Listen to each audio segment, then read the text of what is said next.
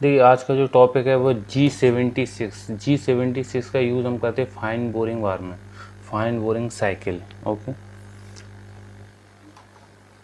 ये जो टूल है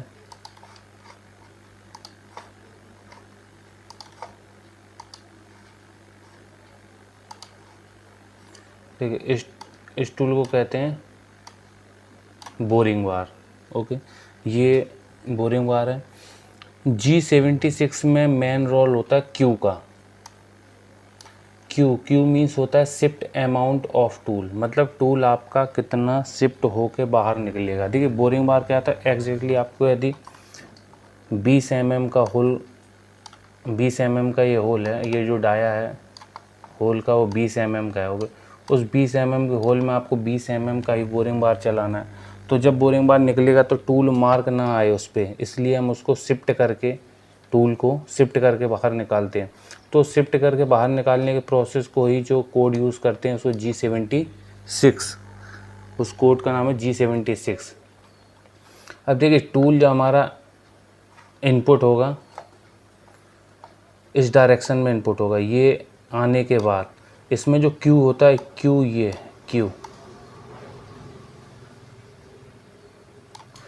क्यू आने के बाद क्यू इसको शिफ्ट इधर है, इसका Q means x plus. Okay,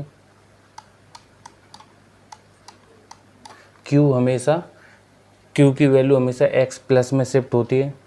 तो मैंने यहाँ क्यू दिया है 0.05, मीन्स जब मेरा टूल अंदर जाएगा तो 50 माइक्रोन ये पीछे होके और वापस बाहर निकल जाएगा। क्यू के अमाउंट आपको बहुत ही कम देनी है, 10 माइक्रोन, 20 माइक्रोन या 30 माइक्रोन बस। ऐसा नहीं कि किसी वीडियो में आपने देख लिया उन्होंने 5 mm दे रखा तो 5 दे दो आप, ऐसा नहीं। क्योंकि जितना कम अमाउंट होगा टूल, ऐसा है इसकी बॉडी फिक्स है। यदि आप 1 mm 2 mm या 0.5 भी देते हैं तो बॉडी इससे टकरा, होल से कहीं ना कहीं टकरा जाएगी, फॉल कर जाएगी, उस पर मार्क छोड़ते हुए बाहर निकलेगी। इसलिए हमको क्या करना है, जो क्यू अमाउंट है वो बहुत ही कम देना है। ओके, K2 हो गया इसमें number of repeated. By chance आपको यदि 2 बार ये टूल चलाना है तो आप K2 K3 3 बार चलाना K3। वैसे इसकी ज़रूरत पड़ती नहीं क्योंकि बोरिंग बार में साइजेबल होता है, इसका साइज आप कम ज़्यादा कर सकते हैं, बढ़ा सकते हैं साइज को बोरिंग बार का, इसलिए K2 का यूज़ की कोई ज़रूरत नहीं है। ठीक है, P10 होता है डुअल टाइम। डुअल टाइम कह रही है आपका होल ब्लाइंड होल है, ठीक है, थ्रू नहीं है, ब्लाइंड होल है, तो आप इसमें डुअल का यूज़ कर सकते हैं। यदि आपका थ्रू होल है तो आपको डुअल टाइम की कोई ज़रूरत नहीं है। तो इस प्रोग्राम में यही है कि मेन आपको क्यू देखना है, क्यू अमाउंट, ठीक है, कि क्यू की वैल्यू आपको कम से कम रखनी है 10 या 20 माइक्रोन। अच्छा एक बात और, इसमें आप ये जो क्यू है क्यू प्लस में ही शिफ्ट होगा, ये मशीन के पैरामीटर पर निर्भर करता है कि मशीन का पैरामीटर क्या है। ठीक है, मशीन आपको देखनी पड़ेगी, मशीन 76 में हमारा क्यू प्लस ले रही है कि माइनस ले रही है। टूल को हमेशा माइनस डायरेक्शन में ही रखना है, इस टूल को, इसकी टूल की जो नोब है हमेशा माइनस डायरेक्शन में रखना है, क्योंकि क्यू हमेशा प्लस डायरेक्शन में जाता है। ठीक है,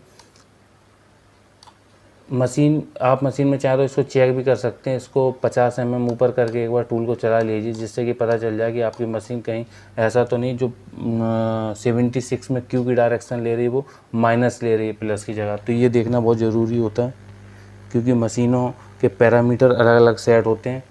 तो ये आप चाहो तो अपनी मशीन में एक बार चेक कर सकते हो, उसके बाद ही इसका यूज़ करें। ठीक है, यदि आपको बाई में लेना है तो क्यू की जगह आप जे का यूज़ कर देंगे, J.01। ठीक है, तो ये अब आपको देखना है। यदि इसमें देखो J.01 मैंने जो है लिया है, ये प्लस में जाएगा। यदि आपका टूल आगे आ रहा है, ठीक है, जे में, यदि आपका जे में ये पोजीशन माइनस में है, ठीक है,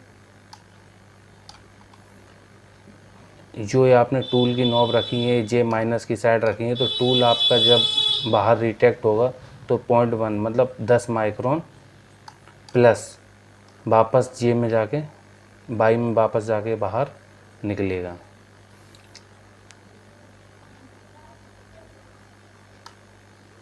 तो इसमें आपको 2 बातें नोट करनी है कि यदि एक्स में आपको टूल को मूवमेंट कराना है तो क्यू 0.5 या जे, मतलब वैल्यू आप कुछ भी रख सकते हैं, और यदि बाई में मूवमेंट कराना है तो जे। ये डिपेंड करता है आपके पैरामीटर के ऊपर कि आपकी मशीन क्या पैरामीटर ले रही है, जे प्लस पीछे ले रही है, जे माइनस पीछे ले रही है, तो उसी के अकॉर्डिंग आपको जे और क्यू का यूज़ करना है।